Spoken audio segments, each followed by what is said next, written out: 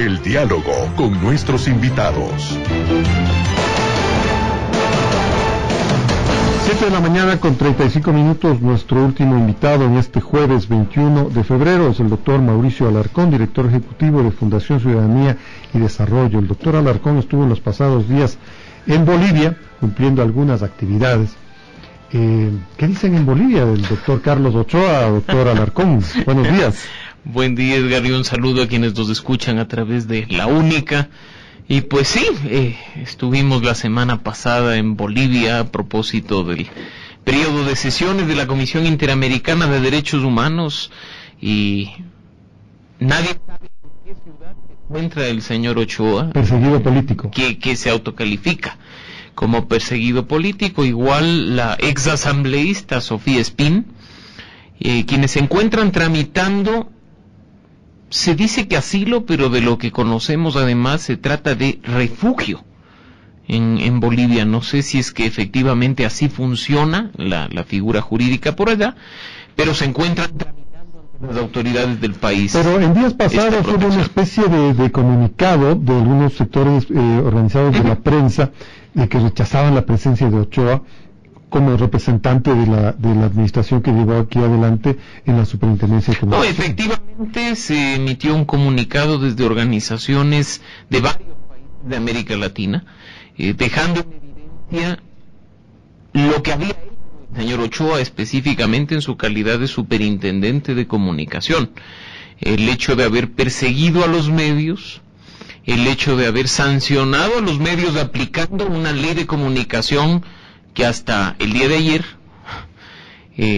incumplía plenamente con estándares internacionales, y en específico se aclaró de manera muy categórica que al señor Ochoa se lo acusa de un delito de falsificación y uso doloso de documento público. Recordemos que el proceso que se lleva adelante en la Fiscalía contra el señor Ochoa está relacionado con la falsificación de una disposición transitoria de la Ley Orgánica de Comunicación vigente hasta el día de ayer, con la cual se sancionó a más de una decena de medios de comunicación. Hablemos de la Ley de Comunicación y estas reformas que efectivamente ya se encuentran en el registro oficial.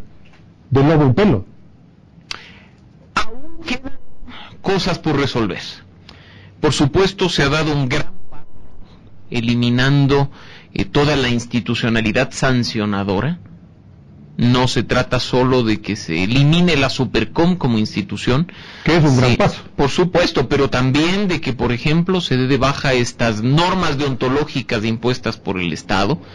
Hay un estándar internacional claro que dice la ética jamás podrá venir impuesta por el Estado, y algunos otros aspectos que han sido corregidos en la ley.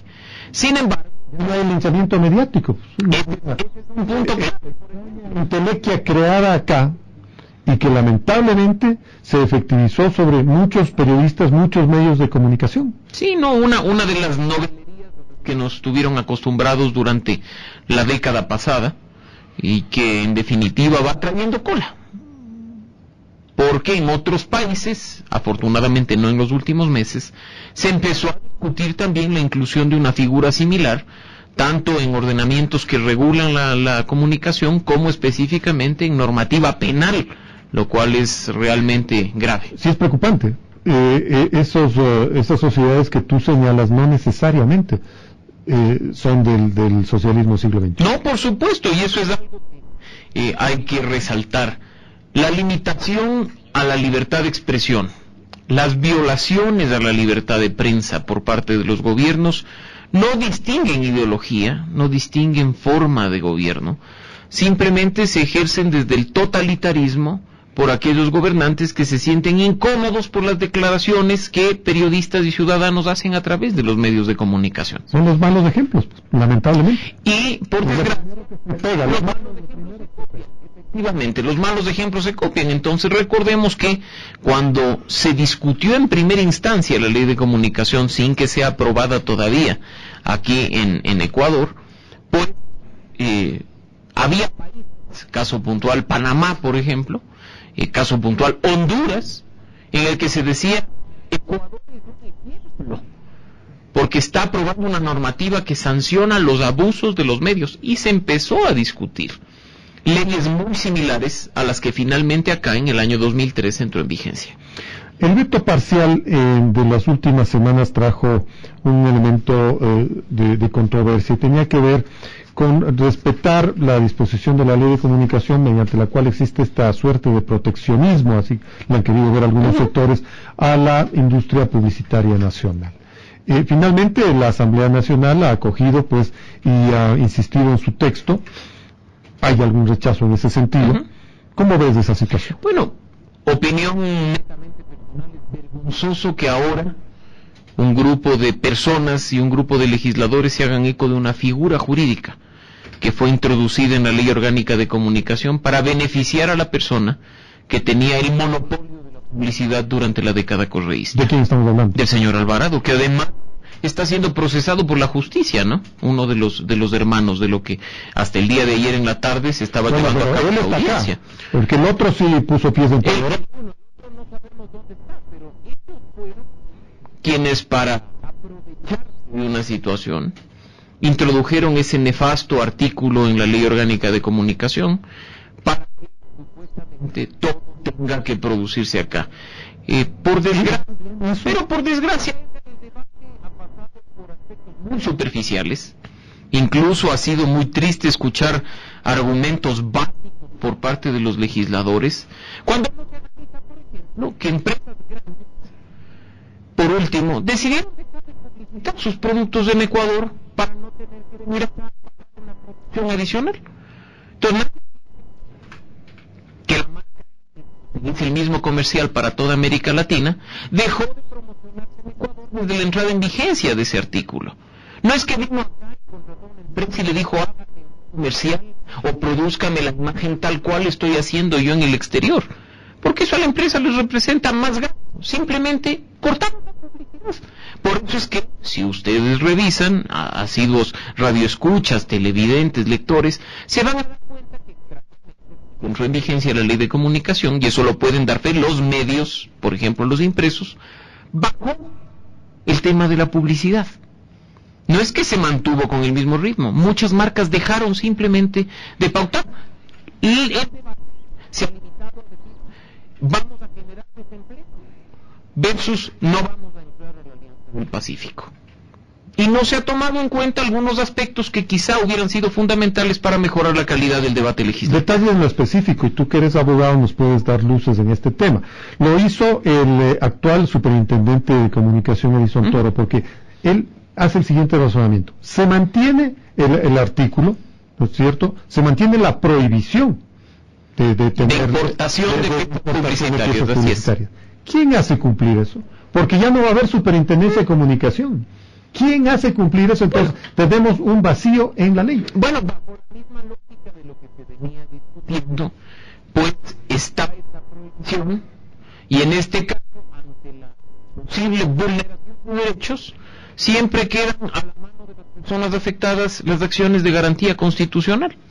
Quizás no sean las mejores para sancionar el incumplimiento de esta prohibición, pero siempre habrá herramientas suficientes para que las personas acudan a la justicia y simplemente presenten reclamos y busquen justicia, ¿no? Así es que, por supuesto, no hay un ente rector, no hay un órgano sancionador como era la Supercom en su momento, pero esas herramientas aún se mantienen. Por eso es que, en definitiva, no creo que debamos ni podemos hablar de que se mantiene el artículo 98 y en la práctica no va a ser controlado o no puede ser puesto en vigencia nuevamente, ¿no? Así es que ahí veremos los resultados. Simplemente recordar a los radioescuchas que hace pocas semanas, a propósito de la intención de Ecuador de ingresar a la Alianza del Pacífico, el gobierno nacional recibió una carta de sus homólogos colombianos en el que se hacía notar el tema del artículo 98.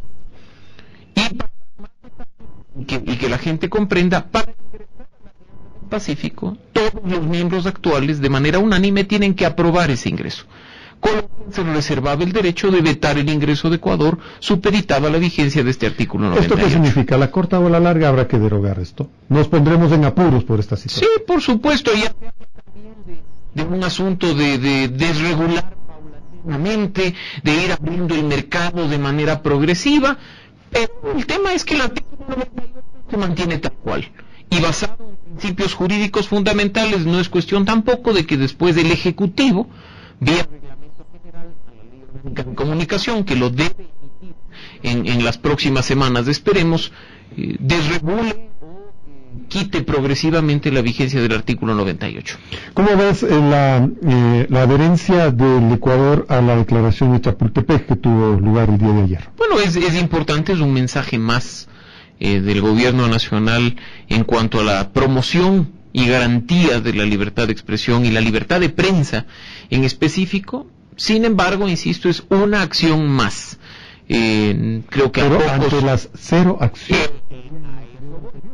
Si uno ve cuáles son las condiciones actuales, por supuesto, hay diferencias enormes. Hay diferencias enormes. No se trata solo del envío de un mensaje político con la firma de la declaración de Chapultepec, sino que las condiciones a las cuales los medios de comunicación, los periodistas y los ciudadanos incluso se vieron sometidos durante 2007 y 2017 han cambiado fundamentalmente, ¿no? Entonces ahí se ve que hay voluntad, que este es un acto más que ratifica esa voluntad para garantizar plenamente la libertad de prensa de los ciudadanos. Tú eres un crítico sobre los temas de la función judicial, sobre los temas de la reestructuración de la función judicial y sus anexos.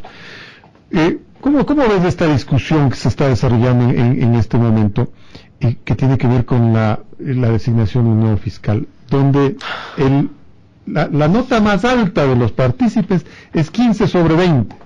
15 sobre 20. Sí, además en su momento en redes sociales resultaban favoritos de la ciudadanía y de ciertos líderes de opinión, han obtenido, yo diría, las peores notas, ¿no?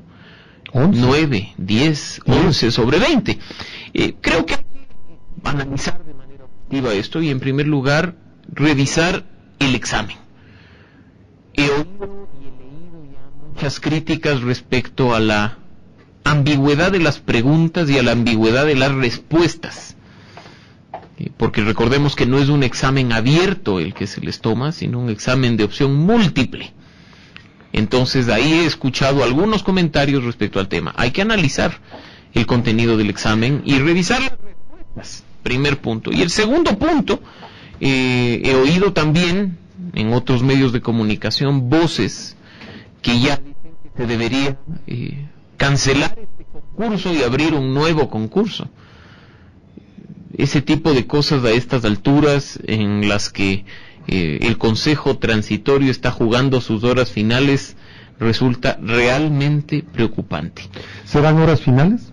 Porque también estamos conversando en todo tipo de foro y especialmente en las redes sociales sobre qué sucede si el voto nulo aqueja a la elección de los miembros del Consejo de Participación Definitivo. ¿En qué situación nos vemos? Edgar, ¿qué tal si gana el voto nulo? Edgar, ahí creo que tenemos que ser muy claros. El artículo 147 del Código de la Democracia establece las razones por las cuales se declararía la nulidad de un proceso electoral, y una de ellas es el triunfo del voto nulo. Cuando el voto nulo tenga un voto más que la totalidad de los votos que han obtenido las demás personas. En la práctica, esto resulta imposible, porque estamos hablando que la base para un triunfo del voto nulo sería superior a los 5 millones de votos. Eso ¿Tú no crees que puede haber esa votación? Es muy difícil, por eso digo, en la práctica creo yo que resulta imposible. Y un detalle adicional, si es que efectivamente triunfa una tesis de este tipo y se anula el proceso electoral, el Código de la Democracia no establece, por ejemplo, qué pasa con los candidatos. No le dice se convoca un nuevo proceso con otros candidatos porque es un voto rechazo, ni mucho menos. Simplemente se vuelve a convocar elecciones. Así es que con todas las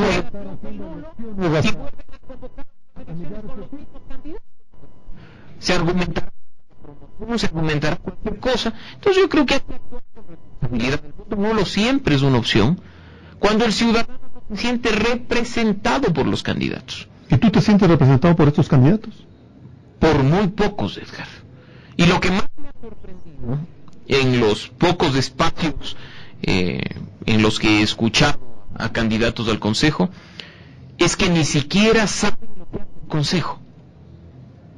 Y eso es realmente preocupante. O sea, la gente no sabe qué hace el propio candidato. O sea, yo creo que hay un principio de responsabilidad por parte de los candidatos de por lo menos de enterarse lo que van a hacer, pues. Bueno, aquí te comento, hemos recibido candidatos que han dicho que por el hecho de ser auspiciados por el voto popular van a cuestionar e incluso van a pedir la salida del Ejecutivo y Legislativo.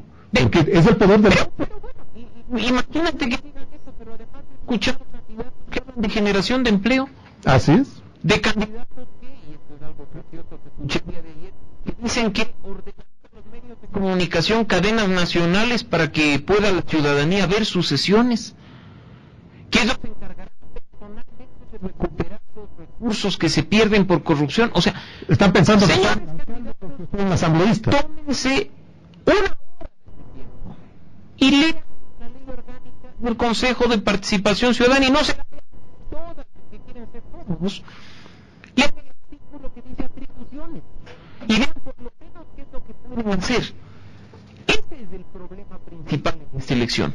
Y el otro problema, y hay que hacer una culpa, radica en nosotros, los ciudadanos, que no nos estamos informando, nos estamos dejando llevar por un discurso equivocado de muchos activistas y líderes de opinión en redes sociales. Bueno, hay adversarios del anterior régimen que dicen que el correísmo se ha infiltrado en esta elección del Consejo de Participación Ciudadana y que muchos de ellos pues están pregonando alternativas del correísmo y van a hacerse cargo pero lo advertimos. Quienes formamos parte de Fundación Ciudadanía y Desarrollo lo advertimos en su momento. Esto no se origina en el proceso de elección. Esto inicia con el referéndum de febrero del año pasado, cuando nosotros ya le decíamos a la ciudadanía, ojo al anexo 3, ya dejemos por fuera las atribuciones y la discusión que hemos tenido respecto al Consejo Transitorio, pero le decíamos, ahí está que los nuevos miembros se van a elegir por voto popular. Cuidado, nos pasa lo que en Bolivia, donde se elige con voto popular a los jueces y magistrados de los altos tribunales de justicia.